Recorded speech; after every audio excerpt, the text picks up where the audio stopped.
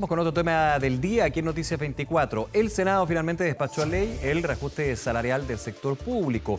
Este incluye además otras medidas, como por ejemplo, la que ha sido la discusión de las últimas semanas, adelantar y modificar el cálculo del índice de costos de la salud, del ICSA, para mitigar el impacto que tendrá el fallo de la Corte Suprema con respecto a las prestaciones GES, esto respecto a las ISAPRES desde el 2024. Para hablar de este tema y la situación que atraviesa el sistema de salud privado, nos acompaña el ex superintendente de salud, Patricio Fernández. Patricio, como siempre, un gusto, muchas gracias por acompañarnos. Igualmente, Nicolás, muy buenas tardes. A ver, primero que todo, atendiendo a lo que sucedió el día de hoy, a tu juicio, ¿tiene un impacto el adelantar el reajuste de los planes por parte de las ISAPRES con respecto a lo del ICSA, lo que se aprobó hoy día por parte del Senado? Las ISAPRES por lo menos dicen que el efecto es marginal. ¿Cómo lo ves tú? Sí, efectivamente, bueno, acá hay un poco que también que señalar que hay ciertas medidas que están llegando algo tarde y efectivamente es suficiente. La merma en los ingresos es aproximadamente un 13% para el sistema, algo así como 40.000 millones de pesos en menores ingresos mensuales, y también con un impacto diferenciado para las ISAPRES. Hay un par de ISAPRES que la verdad es que el efecto de adelantar el ICSA es absolutamente marginal y no les genera un efecto, digamos, que les permita sostenerse en los próximos meses. Eso es una realidad. Me parece que hubo bastantes meses como para buscar también alternativas. Recordemos que este fallo GES quedó firme y ejecutoriado en agosto de este año. El fallo por tabla de factores ya tiene más de un año. Es decir, yo siento que las medidas también están llegando bastante tarde y quizás sean absolutamente insuficientes. Me parece que la única alternativa en el corto plazo es que, si bien esto de adelantar el ICSA era absolutamente necesario, se aprueben un paquete de medidas concretas que también vayan de la mano de algunos aspectos de reforma para que las personas no solamente se les informe que se les va a subir el precio del plan, sino que también tengan algunos otros beneficios y que sientan que estos fallos de la Corte Suprema en definitiva les significaron un efecto positivo, a lo menos en su gasto bolsillo. Ahora, Patricio, es importante lo que tú dices, una serie de medidas que finalmente hagan que se aumente el plan de los afiliados o las afiliadas de ISAPRE, esto justamente por el tema ICSA, pero que al mismo tiempo se entregue una serie de beneficios. Ahora, uno, sacando la cuenta a la rápida, digamos bien simple, si estoy tratando de generar ingresos para poder amortiguar lo que es el efecto de las primas GES en este caso, ¿entregar beneficios no iría a neutralizar justamente esa situación financiera? Yo creo que lo que hay que buscar son puntos de equilibrio. La verdad que las consecuencias de estos fallos son tan grandes que simplemente es imposible que alguna compañía o alguna ISAPRE se sustente si es que se aplicaran sin ninguna medida de amortización. Pero hay otros aspectos que hay que ir exigiendo a las ISAPRES y me parece que acá ha habido cierto relajo en el aspecto de fiscalización. Es decir, exigirle un fortalecimiento, digamos lo básico. Primero, las tasas de rechazo y reducción de licencias médicas están en niveles históricos. Ahí algo está pasando en relación a eso y que no sea una política de la compañía hacer eso. En segundo lugar, tratar de estandarizar planes de salud hace planes más transparentes, más fáciles de contratar, que también es algo que perfectamente se podría avanzar. Claro. En tercer lugar, ver los plazos de reembolso también de algunas prestaciones que están excesivas. Es decir, hay una serie de elementos que uno puede ir revisando que no necesariamente signifiquen un aumento significativo en los costos, pero sin embargo este paquete de medidas tiene que ir de la mano con ciertos aspectos de reforma. Yo tuve la oportunidad de trabajar en un comité de reforma hace poco, donde se entregaron 64, 65 medidas concretas que nosotros lo hicimos pensando precisamente en que no está el espacio para una reforma estructural, pero sí es necesario dar sustentabilidad al sistema. No sacamos nada, vamos a estar todos los años, todos los meses de este 2024 hablando de una crisis terminal del sistema hasta que comience, como bien lo dijo el superintendente hace unos días, una caída en cascada de cada una de las ISAP. Tú lo decías, formaste parte de este comité técnico que encargó la Comisión de Salud del Senado. Ahora, haciendo un paréntesis ahí, ¿cómo reaccionas a lo que fue la toma de las recomendaciones de este comité transversal? De algunas recomendaciones y de otras no, especialmente quizás la más discutida y polémica, podríamos decir, no considerar la mutualización como parte entonces del cálculo para la deuda final. que es un punto, solamente un punto, pero es muy relevante. Es muy relevante porque derechamente significa que de no haber otra fórmula, sea la mutualización o no, simplemente el sistema no puede continuar.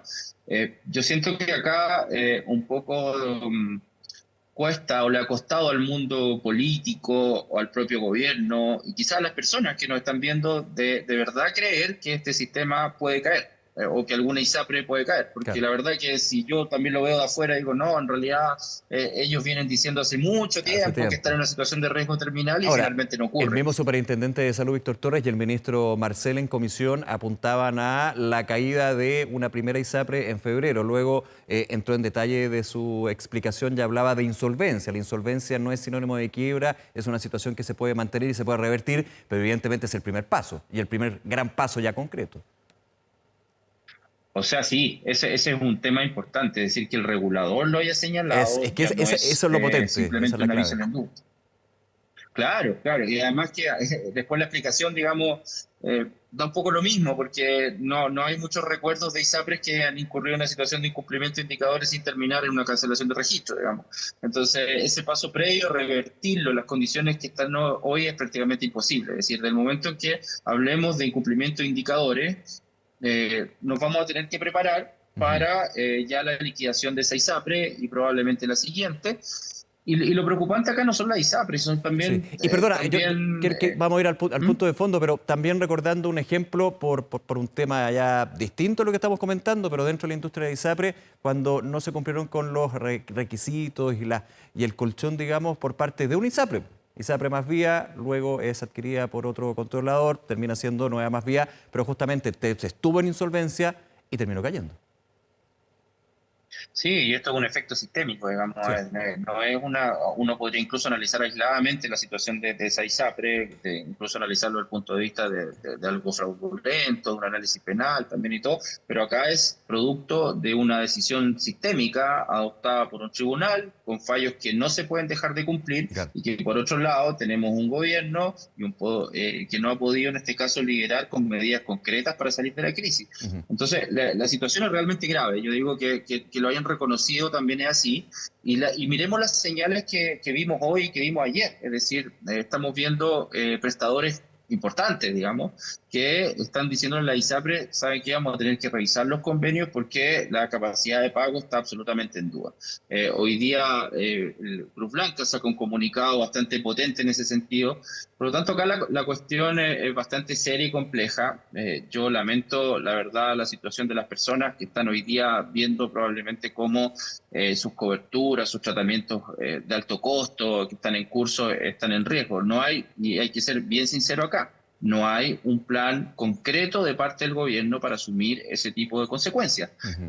Y lo vuelvo a decir con esa claridad, o sea, es decir, aquí vamos a tener consecuencias Sí, sanitarias sí, gravísimas claro. con un riesgo también social en otros aspectos. ¿A tu juicio no se ha avanzado nada? ¿O se ha avanzado muy poco? ¿O se ha avanzado muy tarde? ¿Cómo calificar en términos de buscar solución o soluciones? A mi juicio el tema está llegando tarde, digamos, el gobierno con las soluciones está llegando mal. Vamos a ver cómo avanza. Ha sido muy difícil lograr explicar. Yo entiendo, lo que pasa es que para el gobierno es difícil asumir, el primero en la interna del gobierno, donde hay claramente una corriente que no cree en el sistema mixto, eh, mantener ISAPRE, y esa convicción es clara, digamos, y ellos están convencidos de que no es el mejor sistema, y eso tiene sus argumentos para hacerlo. En segundo lugar, no han sido capaces también de querer asumir el costo político que significa revertir algunas cosas. El hecho de haber salido a explicar a las personas que les iban a devolver 1,5 millones de pesos en promedio y 1.400 millones de dólares en total de una deuda, el desdecirse de eso es algo muy complicado. Yo pude ver una sesión donde el presidente del Senado le pregunta directamente a la ministra, le dice, ¿esto terminar la coalición es un tema jurídico o un tema político? Ujú. El gobierno lo trató de ver como un tema jurídico, pero hay que ser sincero, acá es un tema político, es decir, explicar una baja de 1.400 millones de dólares a 451 millones de dólares es algo que al gobierno le complicaba mucho, sin duda. Ujú. Ahora, también tú mencionabas lo que fue esta comunicación por parte de una de las ISAPRES de Cruz Blanca ayer. un anuncio bien relevante y quiero preguntarte, en tu experiencia como ex superintendente de salud, lo que significa que dos ISAPRES del grupo Banmédica Vida 3, anuncien su retiro de la asociación de ISAPRES y de alguna manera, entre líneas, haciendo una crítica a la gestión de la asociación, uno lo entiende así, y que por sobre todo uno entiende van a entrar a negociar de manera personal con parlamentarios, con el Ejecutivo, para poder, y también haciendo un punto a que la situación de las ISAPRES es distinta una de otra, especialmente con la contención de costos. Yo no sé si la postura obedece necesariamente a tener capacidad negociadora independiente. Yo siento que acá se va a llegar a un punto en que las ISAPRES de una u otra forma compiten entre sí y tienen realidades distintas. Es decir, hay medidas que se han establecido por el gobierno, que incluso ya se plasmaron en un protocolo de acuerdo, que son absolutamente insuficientes para un grupo importante. Y ellos tendrán que tomar sus decisiones en relación a eso. Simplemente lo que puedo decir es algo que es como de lógica. Es decir, si una compañía dice que va a requerir 100.000 millones de pesos a sus controladores para poder funcionar, perfecto. Puede que los controladores tengan los recursos y después van a preguntar, perfecto, ¿y cómo retorno eso? No, ¿Y mire, cómo sabe que seguimos el año adelante? siguiente, cuando haya que aplicar el otro fallo, Claro. vamos a necesitar el doble de eso para poder permanecer. Entonces yo creo que aquí hay una situación compleja y si en definitiva no hay forma, porque puede que también a esta altura no haya otra forma, tenemos que fortalecer el plan B y eso es lo que a mí también me preocupa, que no lo veo, no lo veo en este momento. Patricio Fernández, como siempre, muchas gracias por acompañarnos aquí en Canal 24 Horas, Noticias 24, que esté muy bien. Que esté muy bien, Nicolás, muy buena tarde. Hasta luego, igual.